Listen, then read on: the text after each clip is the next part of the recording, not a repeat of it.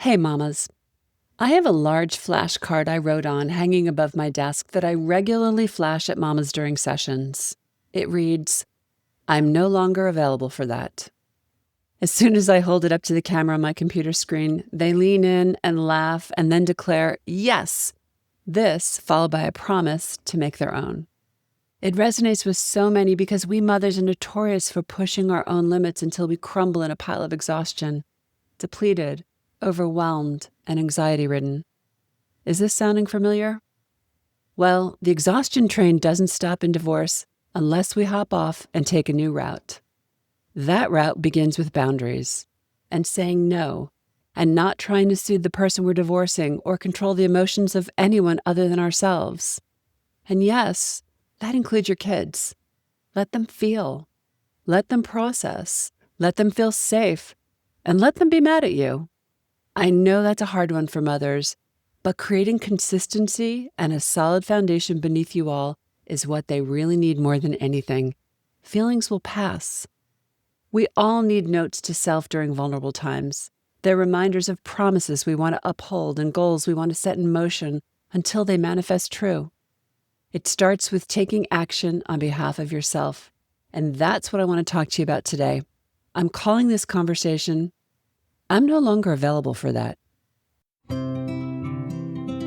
Hi there, mamas. Welcome to the Intuitive Divorce Podcast. I'm Kristen Noel, certified divorce coach and creator of the Best Self Intuitive Divorce, a game-changing program that transforms the experience and outcomes of divorce, one mother at a time. I call it Divorcing Differently. I'm here each week bringing you a quick message to support, inspire, and empower you to achieve the outcomes you want for yourself and your kids. So let's dive into today's episode. There's an undercurrent that quietly, or not so quietly, plays out in the background with so many of the women I coach. They often don't even realize that this track is stuck on repeat, and it's one of my favorite things to excavate and expose. Why? Because the moment we see it is the moment we can take action to do something about it. This is going to sound really harsh. In fact, it may come as a jolt to your nervous system initially because it is such a departure from how we've been moving through life. That doesn't mean it doesn't need to be changed. We often normalize the dysfunction of our lives as a coping mechanism. Do you want to know what the biggest fallacy women tell themselves? That there is a price they have to pay for advocating for themselves. I want you to reflect upon that for a moment and ask yourself, am I doing that? Let me tell you how that comes out. It's trickier than you can imagine. I want out of my divorce and I care about how I do it. I am allowed to advocate for myself and that doesn't need to come at the expense of anyone else. Your life is not a zero-sum game, and neither does your divorce have to be. Two truths can coexist. In other words, your freedom doesn't come at the price of your own well-being. Sounds totally logical, and yet the track playing in the background still tells you to explain yourself, justify your actions, and try to make everything better for everyone else. What if I told you that isn't your job, even if you think it is? I know you'll have to conduct a series of difficult conversations with your spouse, your kids, your family, etc. But that doesn't give them an all-access pass to you continuously. It's time to get clear on a few things. You are not getting divorced to please or displease anyone other than yourself. This is your life, and that can be enough of a reason. You can't comfort the person you are divorcing. It's okay if your kids are mad at you. Bear with me. Everyone is entitled to their feelings and to processing how they want. I often remind mothers that if your kids are communicating, even if you don't like the words, that's a win because they feel safe enough to share. But you cannot live your life for anyone other than yourself. Would you want your kids to do that? Did you ever consider that what is good for you is also good for them? What if you resigned from your role as the fixer, people pleaser, take care of everyone else's mother who is suffocating and losing pieces and parts of herself? Go ahead, quit. Do you have any idea how much space you'll reclaim? I know change is hard. No one really likes it, but that doesn't mean you need to stay stuck in the status quo. Learning how to establish boundaries will create a new and healthy foundation beneath you. And as soon as you can lean into communicating with clarity, calm, and conviction, your entire life will transform. What is it that you truly desire? When you get clear about that, you can begin to build the structure to support it. I have a large index card that I frequently flash to mothers during coaching sessions. They all laugh and then tell me that they're going to create their own. It hits like a truth bomb. It reads, "I am no longer available for that."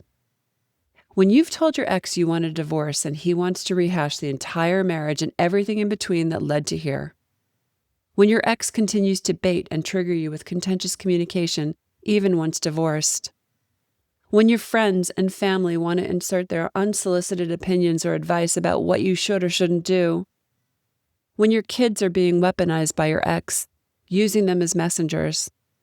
When your children are acting out and repeatedly pressing you to stay together or give dad another chance. When your mind starts spiraling and future tripping in worst-case scenarios, repeat after me. I am no longer available for that. I am no longer available for that. I am no longer available for that. And repeat it until it is heard. Bottom line, if you're here in the intuitive divorce community, you care about how you divorce. You care about how your family gets through it. And whether you initiated it or not, you get to transform how you move through life from this moment forward. Shutting down unnecessary and dysfunctional conversations, communications, and encounters isn't about being cruel or dismissive. It's the complete opposite. It's about caring and establishing new ways of being. It stops the insanity before it spirals out of control. Boundaries get a bad rap. They are actually quite loving. Remember, if you didn't care, you'd just let it rip. You wouldn't care where or how it landed or who it affected. And hey, added bonus, your healthy boundaries will help your children establish their own and may even influence your ex to get on board. Win, win, win.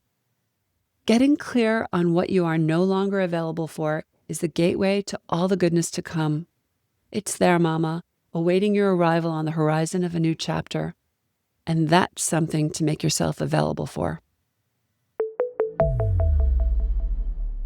Thanks for listening to today's episode, but more importantly, for making this time for yourself. If you're a professional, independent mother facing off with divorce, struggling with your emotions, worried about your kids and your future, and want a better way to navigate it all, I've got 2 ways to completely change the trajectory of your divorce and your life starting today. The first is our free divorce workshop. In this training, you'll learn the 3 steps to get off the emotional roller coaster and take control of your divorce so you can save time, money, and heartache for you and your family. Simply go to intuitivedivorce.com/workshop. And the second way is to book a free strategy call with our team, where we'll dive into your situation, your struggles, what you really want, and outline a path to get you there. For a short video and the booking link, go to intuitivedivorce.com/call. Check it out, and I'll see you inside. Now I have a favor to ask you, Mama. If you enjoyed this conversation and were inspired in your own divorce, please subscribe to this podcast so you don't miss future juicy talks. And I'd be so grateful if you'd leave a review so together we can help other mamas walking in the same shoes.